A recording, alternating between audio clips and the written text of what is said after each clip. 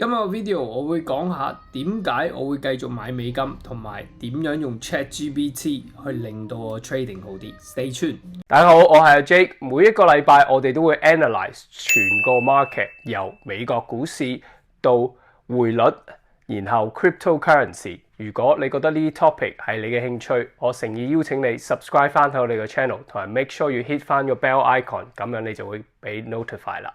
Thank you very much。OK， 首先咧，琴日咧我本來係諗住去買呢個黃金嘅，但係你可以今日睇得到，琴日同今日已經係兩回事嚟嘅。咁佢咧第一樣嘢，琴日喺呢度係揾到 triple bottom support， 但係今日跌穿咗啦，所以我有機會會沽黃金跌到去3000蚊呢個位置，但係我想去跌多少少先啦，睇佢聽日會唔會跌 retest 呢個位。我可能會考慮 set 喺呢度3220呢個位。OK，so 美金雖然琴日星期二跌咗落嚟，但係今日咧你可以睇得到佢呢個 low test bar 咧係非常之強嘅 reversal bar 嚟嘅。OK， 呢一個位置，咁我覺得係有機會升翻上103嘅。雖然呢個 uptrend 唔係好強，但係可能最後 last push 即係 something like this could happen， 之後先會考慮先過再去沽翻。我唔係 long term bullish， 因為長線你睇佢 weekly 佢都係仲係一個 downtrend， 但係已經被沽咗一排啦，好一排啦，咁反彈少少都係好正常嘅。OK， 英鎊我係冇興趣嘅，因為咧呢啲咁嘅 price action 你可以睇到 4 hour 完全係打橫行，我完全係唔會有興趣嘅。我都係覺得如果美金升，佢都係有機會跌翻 1.3 呢個咁嘅位置。係有一個朋友咧，我想叫我睇下呢個美金對港元嘅，咁係 Forex 嚟嘅。好啦，我可以幫大家睇下啦。咁其實係美金都係比港元強嘅，但係你可以睇到個 chart 咧，其實嗰個 overall direction 咧都係去呢邊嘅。我係冇興趣 trade 咯，咁所以同埋美金同埋港紙係掛鈎噶嘛，所以佢通常都係同一條線。但係喺呢度睇到落去，好似美金暫睇都比較強，因為已經衝破咗幾個 support 位，咁有機會可能去翻7個8咁咯。但係個數目都係好細，7個7到7個8，非常之細。無論係炒又好或者買翻嚟又好，我都唔建議去睇。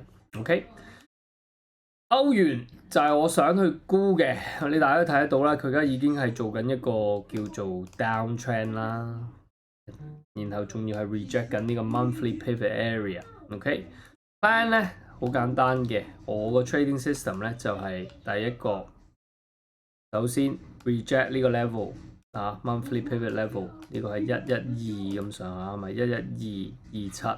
OK， 我會 set 一個 trade 喺呢度，但係我會再睇埋聽日個 daily pivot 會喺邊度。我覺得佢係啦，咁今日升咗上去，佢有機會呢個都會跟住佢上去，可能喺呢個位置應該係會 set 喺 daily pivot，stop loss 就喺 swing high 呢度上邊。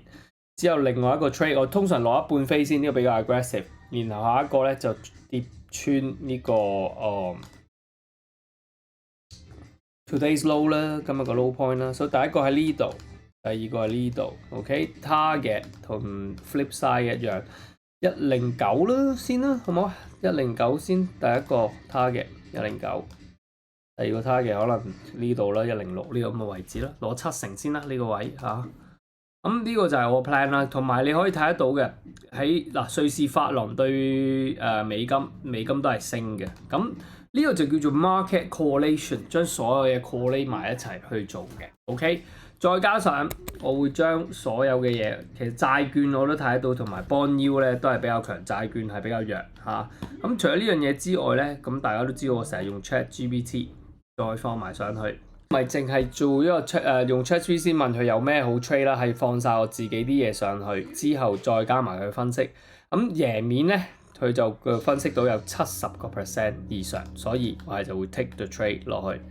贏唔贏我唔知 ，trading 係一個 game of probability， 贏面有70%，我就會去噶啦。OK， 如果大家對 trading 有興趣嘅話，記住 subscribe 翻個 channel， 同埋幫我 share 呢個 video 出去。我希望大家可以學得到多啲 technical trading。OK，so plan 簡單，買美金沽歐元，有機會會沽黃金。OK，that's all。Thank you so much for watching and see you guys next week.